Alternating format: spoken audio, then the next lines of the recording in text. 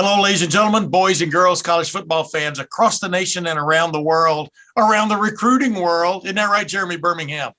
It's all over. Recruiting world is everywhere, Tim. That's right. That's why I've got you on this special edition of the Tim May podcast. By special, I mean, it's recruiting signing day, signing week, signing day 1A for the 2022 recruiting class, right? It's coming up on Wednesday of this week.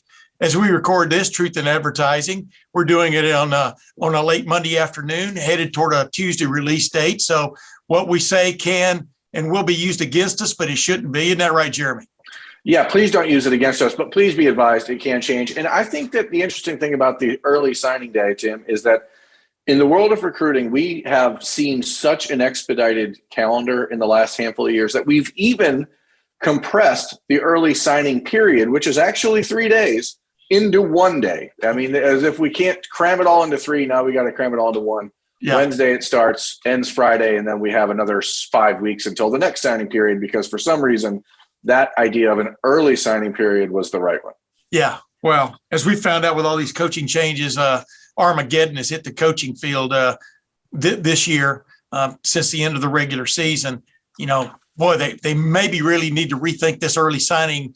Early signing period is not the right term, as you and I have talked about before the last couple of years. This is actually the major signing day. It's really the late signing period. It comes in about 5 weeks, right? Yeah, I mean, that's the unfortunate crux of the matter, is if they had truly made the early signing period, which has only been around now for 4 years, if they truly made it early and put it like July 31st or August 1st, then it would have actually had an impact that I think that they intended for it to.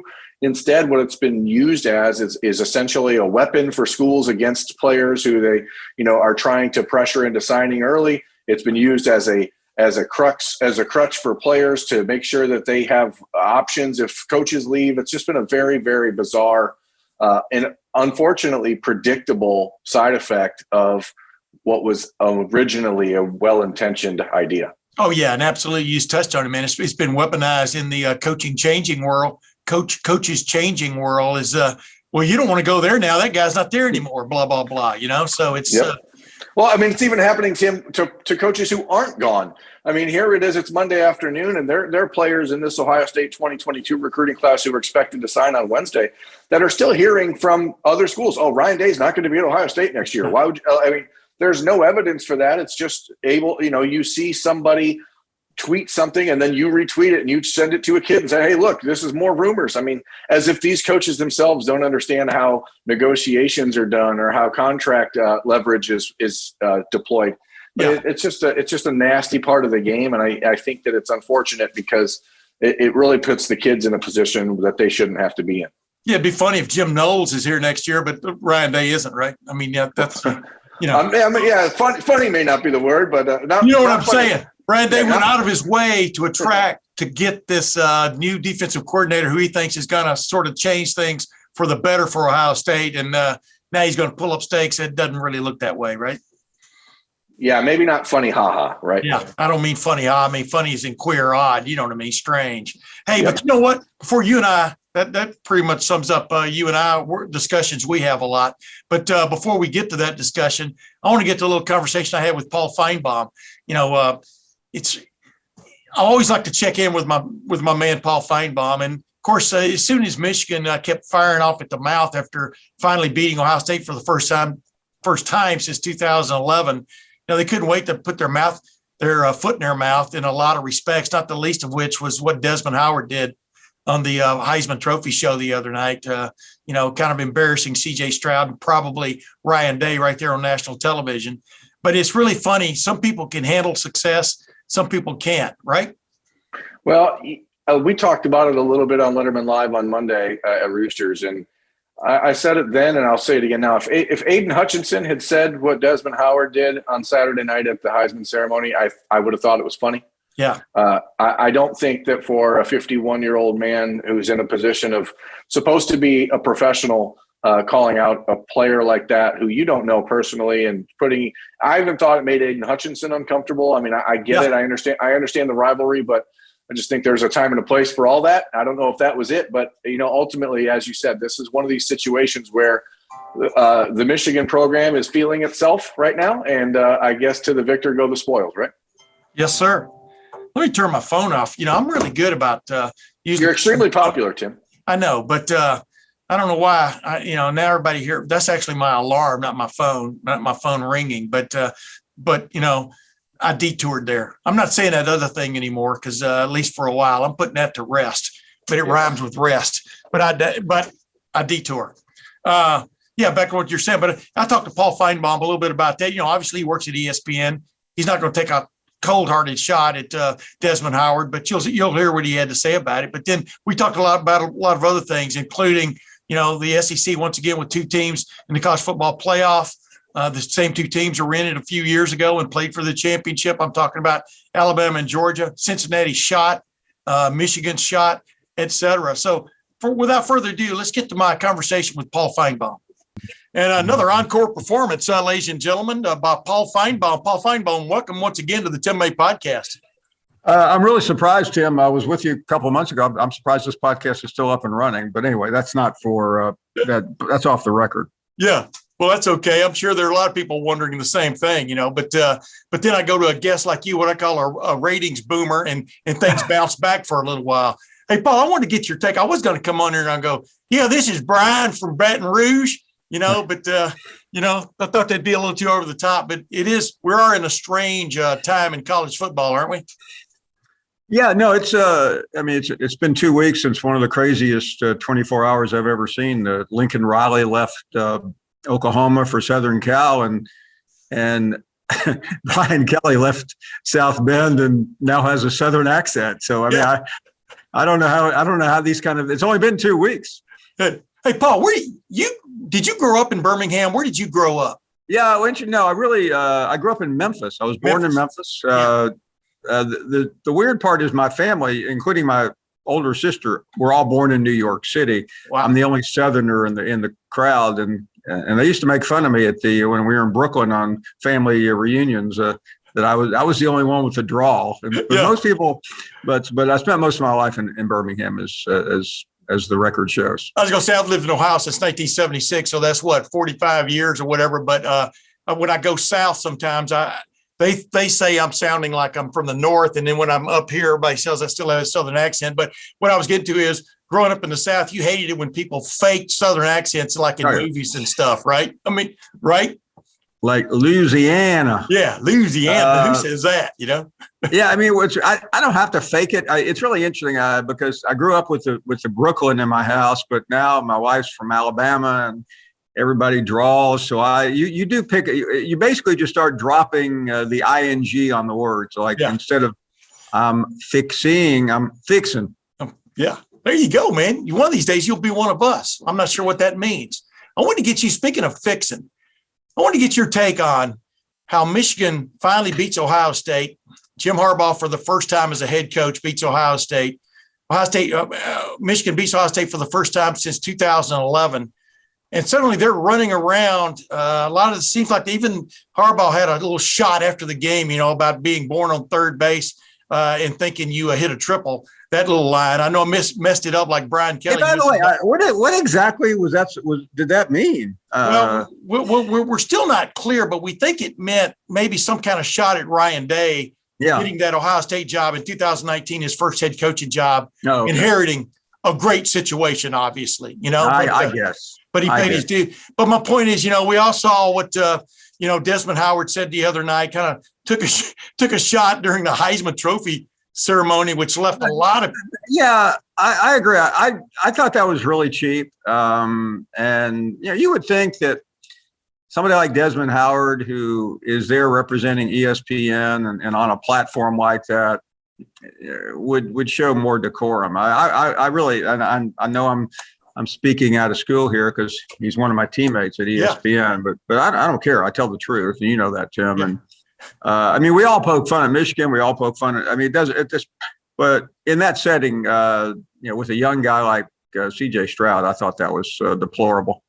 Yeah. But what I was getting to is, it just seems like there's a way to win it. That was just an example of some of the stuff, like Josh Gad is talking about how they out physicaled Ohio State. And they did on that particular moment. But he forgets, 2 years ago, Ohio State beats him like 56 to whatever, and it's I don't know. Do you think this will juice up this series now suddenly with Michigan winning? I mean, you've been observing it from afar for a while now and stuff. Just what's your take on what we saw this year in the Big Ten?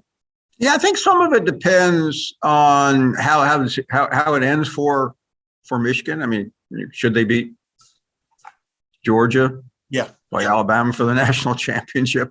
I mean, then we're talking about something serious. But yeah, I mean, if you want to base your entire manhood on one win against Ohio State, then I think you got some problems. Yeah. Hey, what do you think about the matchups, though, man? I haven't gotten to talk to you since this season has played out and stuff. Cincinnati finally getting in, is that good?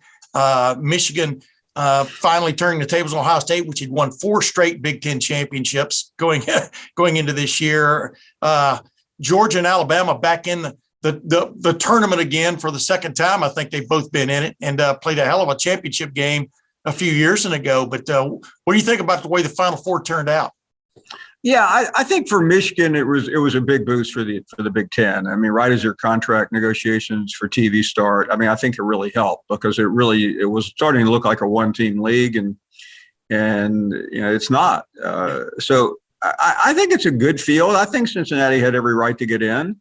Now, they do need to show up against Alabama, though. I mean, if this is a 35-7 game, a lot of what they've accomplished will go down the drain. But I think the school with the pressure on them is really Georgia. They had this enormous season, and they threw it away in the championship. But, you come back and beat Michigan and Alabama, and no one's going to cry. And by the way, a couple of years ago, other teams, like Auburn, for example, beat Alabama in 2017. Yeah. Alabama went to didn't even have to go to Atlanta. They got in the field. They beat Georgia. Do you hear any Auburn fans bragging about beating Alabama in 2017? Yeah. They're the national. When you're the national champion, it eradicates and erases everything else. So I think it's too early, Tim, to start making too many judgments, and that goes for Michigan fans as well. You haven't been around as long as I have, but you've been around. You know what I mean? Yeah, I have been. When we look at the Rose Bowl as a consolation prize, where are we? Is that a good? Yeah, it's funny. I was not even sure Ohio State was going to the Rose Bowl until a couple of days ago. I purposely don't look at the bowl matchups until for a couple of days. I want to get through the season. Yeah, and it does feel that way. And I mean, it just doesn't seem real. Does Iowa get a bowl bid after? Yeah, I think they're in the Citrus. I think they're in the Citrus Bowl. I forgot who they're playing. Okay. You know what I mean? But yeah, it seems ridiculous that. And I remember I had never been to the Rose Bowl, but never to the actual Rose Bowl game. And I remember I was out there in 2013 covering the national championship. Yeah. And the Rose Bowl was about 5 days before that. And I went to the game, and it was Michigan State and somebody. I really, maybe Stanford. And I could not believe, I believe Michigan State won, and I couldn't believe it. I'm out there covering the national championship game. I dropped by this game just because we were working there at the Rose Bowl. And I mean, these people really, I said to some friends that these people really take this game seriously. Yeah, I mean, I didn't understand it. And the fact that, I mean, you'll probably, maybe it's already happened. You'll see players bailing out of the Rose Bowl for Ohio State because why do they care? They just played for the national championship 11 and a half months ago. Yeah. And the opposite is true for Utah. Utah's never been to the Rose Bowl. They're buying up Ohio State's tickets. I tweeted a link to tickets, for Ohio State people to get to. And all these Utah people got on there and started saying, hey, follow this link. You can get tickets here. I mean, well, but Tim, you got to remember, you live in Ohio. If you lived in Utah, I mean, going anywhere would be a big deal, wouldn't it? Yeah, yeah. As I say, the Rose Bowl is downhill from Utah too. You know what I mean? You just coast. Yeah, but no, you're right. Take your feet off the brakes, and you're there. Let me ask you 2 other quick things. I'll get out of here. Just really one other quick thing. Brian Kelly seems to be running to something. Lincoln Riley seemed to be running away from something. What is your take on those 2 moves from blue blood programs to blue blood programs? Is money going to reign now? I mean, what's your take on that, Paul? Yeah. As far as Lincoln Riley, I think it was a good move. Remember, Lincoln Riley, right. He was born on third base, just like Ryan Day.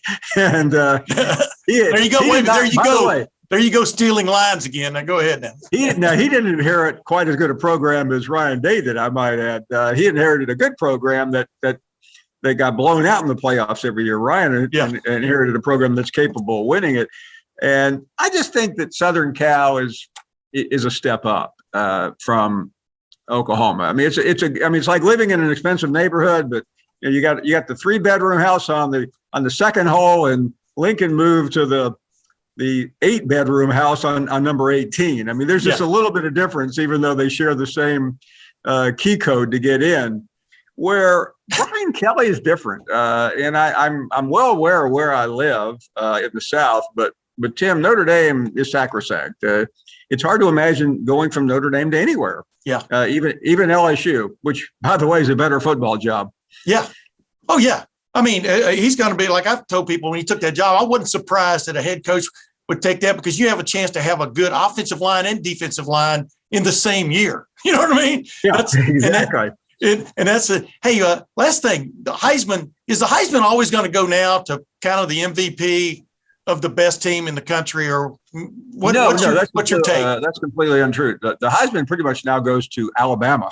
Yeah. It's just like, well, I think, isn't that what I just said? Now go ahead. Think about this for a second. 5 Alabama players in the last 2 years, 5 have finished in the top 5 of the Heisman. I mean, that is just incredible when you consider the 3 last year and the 2 this year, and they're all different. It's not like, this is Archie Griffin, winning again. I mean, these are all different players, and they're all skill position players, of course.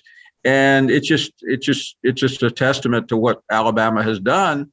And what's really interesting is until 2009, Alabama had never had a Heisman winner. And Tim, Alabama fans used to brag about that. I remember when Auburn won the Heisman, and with Cam Newton, Alabama fans acted like, we don't want this award. We're not interested in individual awards. And now it's part of the recruiting process. Exactly. I mean, and Paul, before you go, I grew up. I was born in Alabama. I'm always saying hi to my cousin Doug when I'm on your show. But I was born in Alabama in the '60s. I was, in my 10 through when I was born in '54. So I was a huge Alabama fan. I really got upset when John Hewitt won the Heisman over Joe Namath back in '64. Blah blah blah. My point is, I thought it was pretty apropos that not until Mark Ingram won it, that they won one, because all of their winners have been African American players. And think about it, the term, everything that went on in the '60s and '70s when Bear Bryant had those great teams, and now it's like Heisman, the home of the Heisman, for want of another term. I mean, Ohio State still leads them in the total number. So does Notre Dame, et cetera. But boy, they're coming on fast, right? It's funny. This weekend, I'm hosting an event in Birmingham, which is celebrating the 50th anniversary of Alabama breaking the color barrier. And I realize if you're 15 and you're watching this podcast, it means you're probably watching the wrong podcast. But if you're our age, that's really not a long time ago when you consider how football has changed, especially in the South. Yeah, I agree. Paul Finebaum, once again, thanks for coming on the Tim A podcast, man. You always give great insight, and you kind of juice up the joint a little bit. Well, it's a pleasure to be on, and don't ever have me on after a Harbaugh. Well, that probably won't ever happen again. Ladies and gentlemen, the inimitable, the only, the iconic Paul Finebaum. Thank you again, Paul. Thanks, Tim. See you soon. Yeah, I always appreciate, man, Paul Finebaum, as he's called the mouth of the South. I always appreciate him coming on with me. I've been on with him a few times on his show, and it's always an interesting conversation, no matter whatever way it goes. Isn't that right, Berm?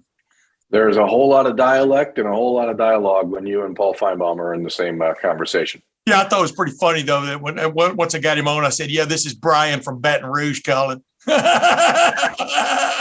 to thank your family. Yeah, Louisiana. You know what's funny though is Les Miles used to call Arkansas Arkansas when he was the head coach down there. So I don't even know who had a funnier accent. You know what I mean? Yeah, but I could almost believe that Les Miles didn't know what his actual voice was. I don't know that I can buy that with Brian Kelly. Yeah, Brian Kelly was just trying to fit in, But well, let's get right to it. I mean, one of the reasons, if I'm Brian Kelly, as I said to Paul Finebaum, the reason you go to an LSU, leave a Notre Dame. Are you kidding me?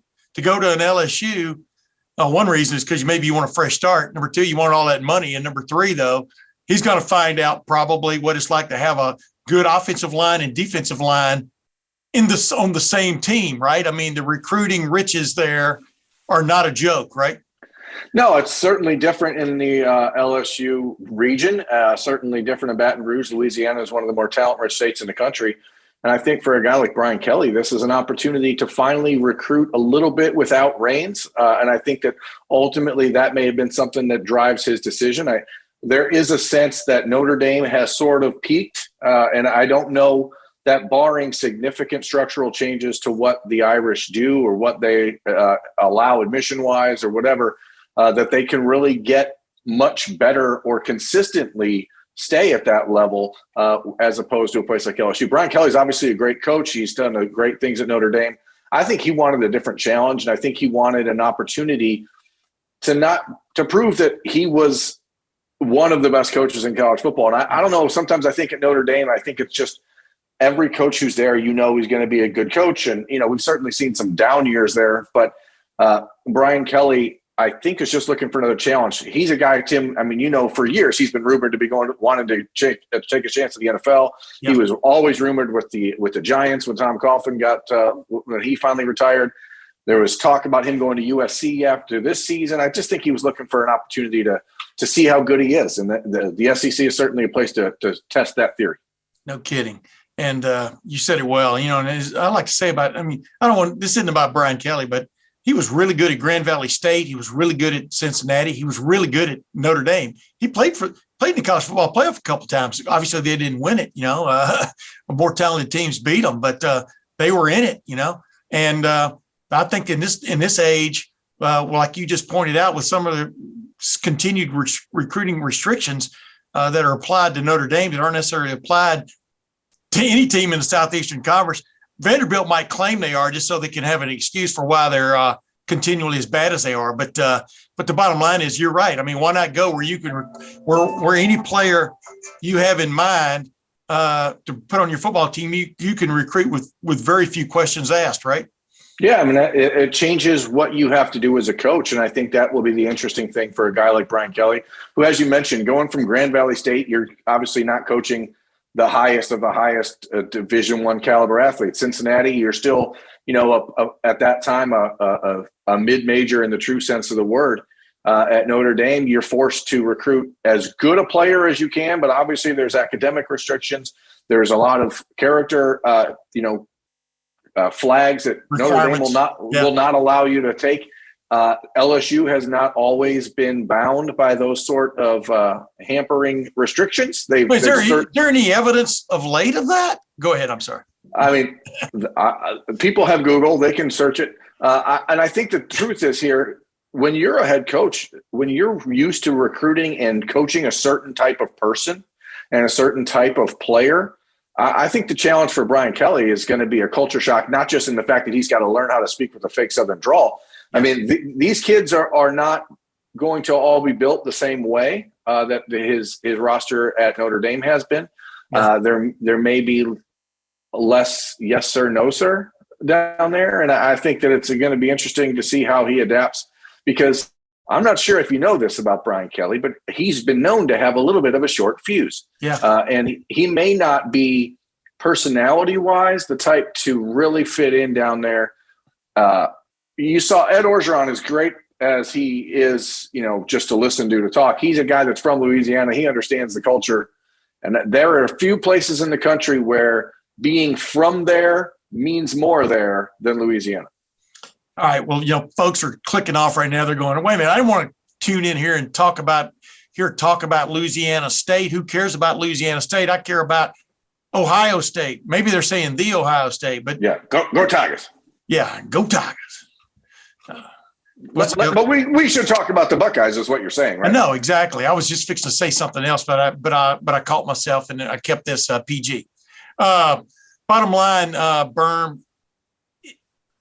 give me an idea, a sense of this 1A recruiting period class that Ohio State's bringing in on Wednesday. Obviously, it's ranked number 3, number 4, number 5 in the country, depending on where you look. Give me that one player just right off the bat before we talk about some guys who could join this class. Give me that one player off the bat who's going to be signing on Wednesday that you think, wow, keep an eye on him this coming season. I'm talking about 2022. I think the guy. One guy. Don't Austin Ward me now. One guy, and I have to put an asterisk here because he's one of the few guys in this cycle right now that I think that there's a question about what happens on Wednesday, and that's Terrence Brooks, the cornerback from Little Elm, Texas, who is from the same high school as Ryan Watts, who just transferred out of Ohio State. Ryan Watts was his official visit host when he made his official in the summer. Texas is doing a very good job right now sowing some doubt when it comes to the future of Kerry Combs and Ryan Day at Ohio State, which, again, is a part of the business. I don't believe in negative recruiting. I believe all recruiting is trying to figure out the best way to get what you want out of the situation. And Terrence Brooks's recruitment is wildly fascinating to me. He was offered by Ohio State on June 7th, made an official visit on June 14th, and committed 2 weeks later. Hasn't visited again since, hasn't been back to Columbus, didn't take a game day visit like a lot of the other kids did. Wow. Borderline 5-star talent at corner. And what you looked at with Ohio State this past season with the rise of Denzel Burke, now you see Seven Banks, Cameron Brown, Ryan Watts all out of the room probably for next year. There's an opportunity for a young guy at corner to step up and be the impact player on the other side. Ohio State passed on recruiting former 5-star player Elias Ricks in the transfer portal. And I think that they do that because they believe in guys like Terrence Brooks. And so as long as he signs on Wednesday, Terrence Brooks is that guy to me that I think has the potential to be that surprise player that people haven't really looked ahead to see how he could impact next year's football team. I'll tell you what, I've watched his videos a couple of times, and the thing that just jumps out is the same thing with Denzel Burke, except you didn't have a lot of defensive video with Denzel Burke. But what jumps out, I'm talking about what I saw Denzel Burke do this past season. This season, it's not over yet. The Rose Bowl is upcoming. Just his feet, man. He can move his feet, and he can what I call Denzel Ward used to do. He can mirror, still does. He can mirror that offensive player. You know what I mean? And these guys are rare, man. And I really like him. The NFL roots. That's the NFL roots. His dad, Ted Brooks, played in the NFL. I mean, there's a reason that he picked Kerry Combs after meeting one time, and it was because of everything Kerry Combs has developed at corner. And so Texas is trying to apply a little bit of a wedge there to say, hey, Kerry Combs isn't coming back, even though that's not decided. And certainly Ohio State wants him to come back. This is going to be on Kerry to decide what he wants, I guess, for his future. But ultimately, the Buckeyes believe he's going to come back, and so a lot of this could mean nothing. So, that's my guy as we talk about the one. And if I'm going to pick an offensive guy, because I feel like I should, obligation-wise, I think that that is probably going to be Keon Gray, the wide receiver from Arizona, who I just love. Personality-wise, the perfect fit for Ohio State. And if you talk about a young freshman receiver that could step up the way Chris Olave did in 2018, I think it's Keon. Yeah. Yeah, I like how you did an Austin Ward on me there. You snuck another one in there. But I appreciate you using the excuse of going to the other side of the ball. I want to ask you about this. Sonny Styles. I think Ohio State was as surprised as anybody when he reclassified. That's still on, right? And number two, is he a guy who could make an impact immediately, in your opinion? Where would it be? I think, number one, yes, it's still on. This is a decision. So a little backstory here for those at home who aren't really the recruiting followers that a lot of folks who have grown to love you over the last 40 years are probably like, what the hell is this recruiting talk? Sonny. Wait a minute. Recruiting is the essence, the lifeblood. Well, sure. But people do that. You win with right. people. I just want to let those people know why we're talking about recruiting today. But people know it's the lifeblood, but not everyone likes to see blood. Yeah. You know what I mean? Oh, my God. People don't get the butchery. Yeah. So Sonny Styles obviously is the son of former Ohio State linebacker Lorenzo Styles, 6'4", 225-pound athlete, very much in the mold of Isaiah Simmons, who came out of Clemson a few years ago and caused some big trouble to Ohio State in the 2019 Fiesta Bowl. Sonny is a kid that, quite simply, they were surprised, Tim, that he was making that reclassification, because he's not an old junior. He's just turned 17 years old, just turned 17 2 weeks ago. He's not a kid that was held back or anything like that. But, you know, him and I talked about 2 weeks before he made his public announcement that he was committing to Ohio State on November 13th. And he told me at the time, he said, you know, I'm really thinking about reclassifying. And I said, well, don't do that. Like, you don't need to do that. You know, enjoy being a kid, go to high school and enjoy that life. And he said, I don't know that I can get physically better with another year in high school. Again, 6'4", 225 pounds, runs a 4.6, can jump out of the gym, big physical hitter. He just decided, I'm going to travel 20 minutes away from home. I'm going to get worked out with Mick Marotti every day, get on the Ohio State meal plan. And what he told me then, and this was the illuminating part, was, I don't care if I play next year. It's not about playing next year. I need to get a head start on getting physically ready for what's next. And I think he can make an impact, though, because he's so physically gifted. But I would imagine you'd see that on special teams as opposed to being a guy that is placed back in the secondary. You know, the conversation around him, especially in the current iteration of the Buckeye defense, has been that deep safety role that Josh Proctor plays. But now we don't really know exactly how Jim Knowles' defense will deploy a kid like that, if he's going to be at that jack linebacker type, you know, standing edge, just rusher. He's got a lot of ability to do a lot of things. Sonny can play with his hand in the dirt. He can play at linebacker. He can play at safety. He can play at the bullet if it still exists. He can play tight end, wide receiver. I mean, he could probably play small forward for the Buckeye basketball team. He's a super, super athlete, reclassified, as you said. Now he's the number 9 ranked player in the class of 2022. So clearly his national reputation is pretty good. But yeah, this is just the way of the world now, right? I mean, these kids are the clock has sped up. Yeah. It'd be a clicking. It'd be a ticking. CJ Hicks, you know, the other highly rated player in this class. I mean, we haven't touched on Devin Brown yet. I plan to interview Devin Brown later. We're going to run that interview sometime this week. But the quarterback who just recently committed to Ohio State and kind of fills in the blank there for those two guys leaving. Of course, I'm talking about Jack Miller and Quinn Ewers. We've hardly knew you.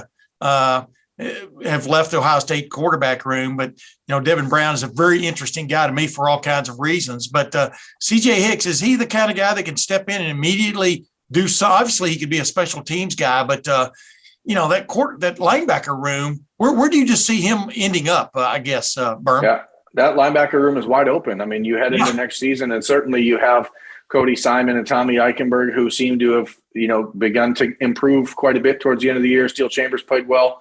But beyond them, there's a lot of question marks with Mitchell Melton's health, if he's going to be ready and back to go 100%. You don't really know if Taraja Mitchell is going to take his chance at coming back to Ohio State for another year, if he's going to look at the transfer portal. There's a lot of who knows there. CJ, the interesting thing to me is that athletically, physically, he's clearly ready for college. 6'3", 220 pounds. Very, very physical player, runs very well. But he's played at Archbishop Walter down there outside of Dayton, and I don't know that level of competition is going to have him really ready for what's coming at Ohio State. There is a major adjustment period for kids coming from that type of program. Who I'm glad that he stuck it out at Alter. He had opportunities to transfer around, and he wanted to make sure that he graduated and left with his friends that he'd grown up playing with his whole life, which is to me the spirit of high school football and what it should be about. But that sort of leap that he's going to have to make is going to be interesting to watch, because he's going to be on campus here at Ohio State in 2.5 weeks. And I'll tell you, there is a wake-up call for everyone, no matter how physically gifted you are, when you make that jump from any high school to Ohio State and you walk into that room and you realize there's 15 guys like you instead of just one. It's going to be interesting to see how he handles that. And my favorite whole part of the recruiting process, Tim, is the de-recruiting process, because I think it shows a lot about kids' actual mental strength as they get on campus and realize that people don't care about them anymore. in the grand sense. They're not going to be blowing smoke up their butt all the time anymore. And the recruiting process is essentially nothing but smoke blowing up your butt. Well, you know what? That's why the transfer portal's got so many people in it anymore, in my opinion, because wow, what a shock it is. What a climate shock it is from being recruited to being developed at a school. And some people just aren't into it. They see, wow, I'm going to get into that another day, probably next week on my podcast. But I'm kind of bummed out because I said all along, I thought the transfer portal was going to have much more of an impact on college football than the NIL stuff. But a lot of them are running hand in hand, but this whole situation's kind of gotten out of hand. But I wanted to ask you this: Gabe Powers, a kid from Marysville. I think a lot of people, local people in the Columbus area are very interested in this young man. What's your take on him? Because he's among the elite in this class. Yeah, and Gabe's interesting because he's a player that for the last year and a half, most people who have watched him have sort of waited for the development to happen, that he ends up being a guy who puts his hand in the dirt and plays the defensive end spot. A year and a half ago at 6'4", 235 pounds, people are like, okay, this kid's going to grow. He's going to outgrow the linebacker spot at Ohio State. And he hasn't. He's now 6'4", 235 pounds, but he's changed his body. He's much more muscular than he was. And it's not just he's really changed the way that he looks physically. Now, again, same situation with C.J. Hicks is that how do you make that jump from Marysville to Ohio State? Yeah. Again, I think the nice thing is he comes from a family of football. His dad's a coach. He understands the grind. He understands what it's going to take. I think that if we're talking about Jim Knowles' defense, that jack position, that stand-up edge, that's a spot where I think Gabe Powers eventually could really find a home.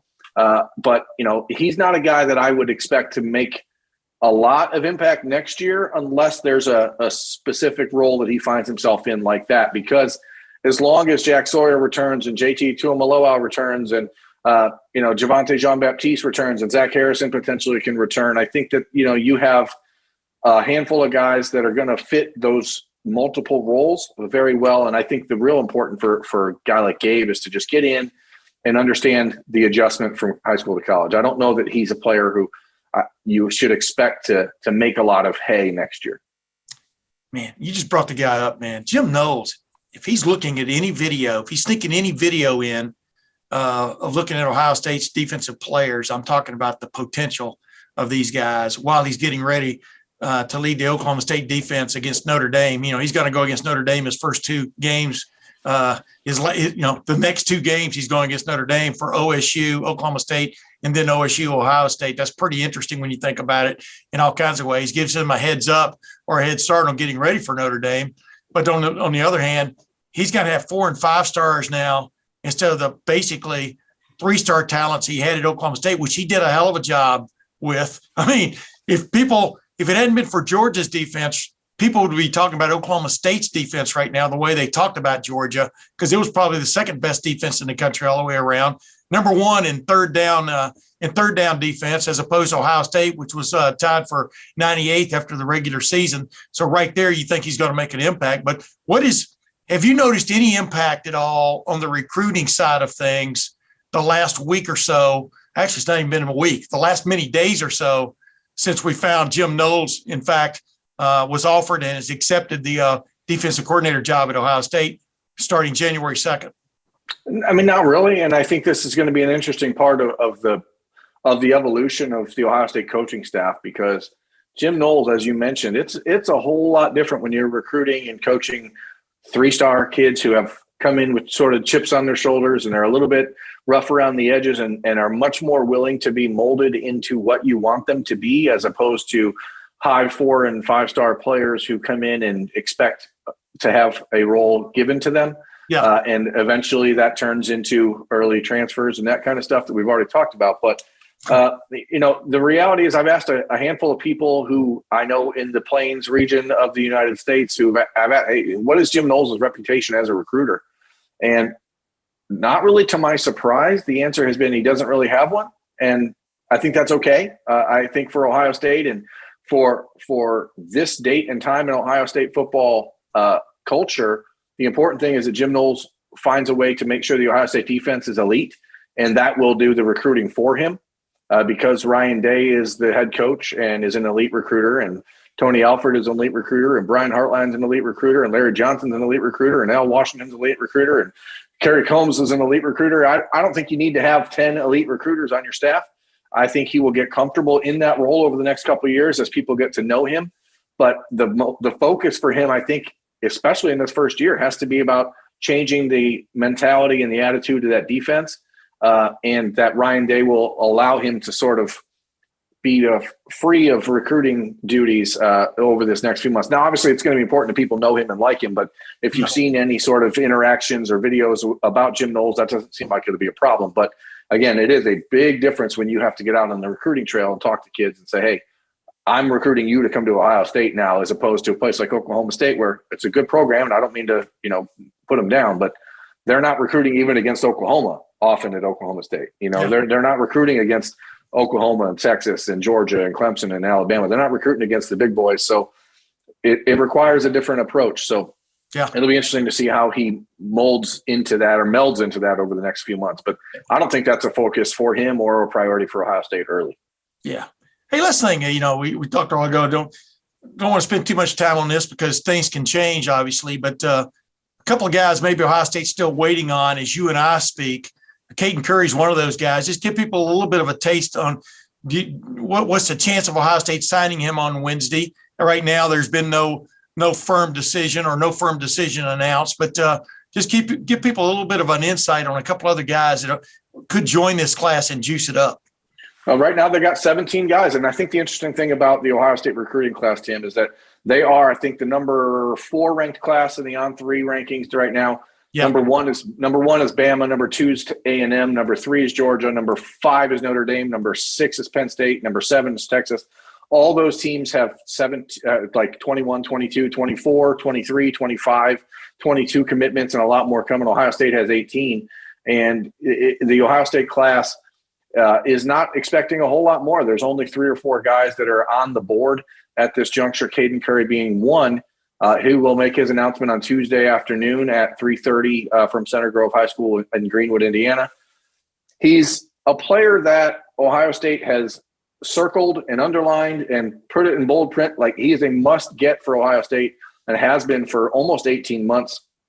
The comparisons from an Ohio State perspective or what the coaching staff believes he can be, and it sounds lofty, as Nick Bosa. They see a kid that's 6'4", 250 pounds, and is a 100% motor every single play, but he's also extremely technically proficient. He's not a kid who's just beating people up at his high school because he's too good for that competition. Yeah. He is very, very athletic, one of the better baseball players in the Midwest, a kid that Ohio State really has just loved since the first time they saw him. And they are the team to beat heading into Tuesday. Indiana continues to push. Alabama had made a run. He took an official visit to Alabama about a month ago, and at that point, I think things tightened up a little more than Ohio State would have liked. But in the last 10 days, Alabama has sort of bowed out. Nick Saban did not even make an at-home visit, and I think they would have done that had they felt like they could outlast the Buckeyes in this battle. So if he doesn't choose Ohio State, I would suspect it will be Indiana. And as the opportunity to stay home and be a hometown hero, but the odds of that happening are way less than they were 5 months ago when the Hoosiers looked to have some sort of momentum.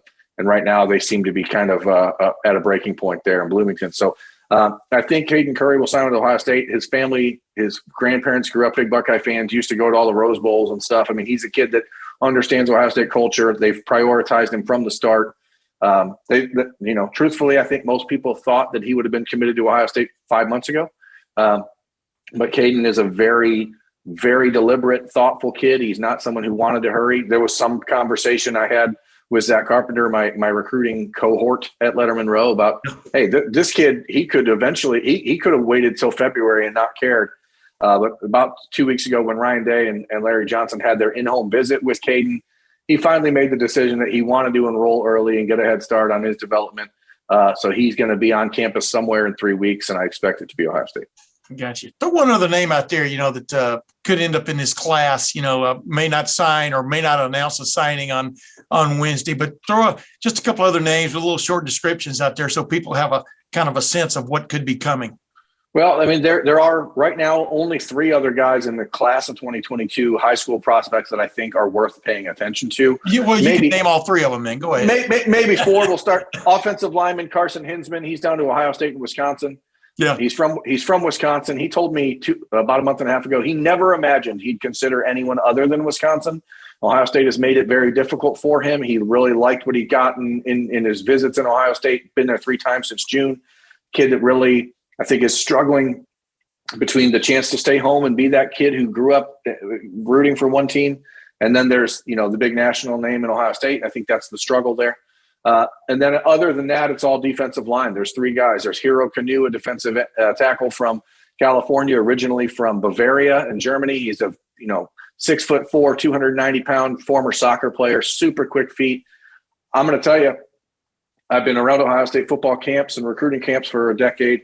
I've never seen Larry Johnson as excited to work with a player as he was working with Hero Canoe this summer. Really, those 2 clicked in a major way. He's going to sign on Wednesday, but not announce where he's signing until January 8th. So I think it will be Ohio State. But again, this is a situation where it's all about what other schools are saying about the potential futures for Ohio State coaches, because there's a lot of that stuff up in the air and a lot of rumors percolating, as always, around Larry Johnson. And that's happened for the last 8 years. But Omari Abor, a defensive end from Duncanville, Texas, is the other guy that I think could sign with Ohio State on Wednesday, but not announce it until January 2nd. He's basically down to Ohio State. Texas A&M has been the other battle there, but A&M is going to sign, I think, 14 different defensive linemen. I don't know how they're going to squeeze in another. What's interesting there is Texas, if Quinn Ewers and that push, Quinn and Omari are pretty close, or had been close when Quinn was at South Lake Carroll prior to this season. And then there's Christian Miller, who I think is the one kind of wild card. A lot of folks have believed that he's been a silent commitment to Georgia for the last 4 months, but in the last week or so, there's been some unease creeping into Athens that maybe Ohio State has done enough to sneak in there and pull him away. Christian's a big personality. If he, go back to find him on my Bermanology videos on Lettermen Row. Great kid, super funny, big, bold Ohio State personality that people will love. And then we'll wrap it there, but there's 2 potential transfers, I think, coming down the way here. One of them is Miles Frazier, an offensive lineman from Florida International University, has 3 years left. Freshman All-American, according to some outlets. He's a kid from New York originally. He's just announced that he's going to be down to 2 schools. I think Ohio State will be one of them, with LSU the other. No timeline on a visit for him. He can't visit now because the dead period started on Monday, and so now you either got to wait till January or kind of fly by the seat of your pants and just hope you can secure some sort of waiver from the NCAA.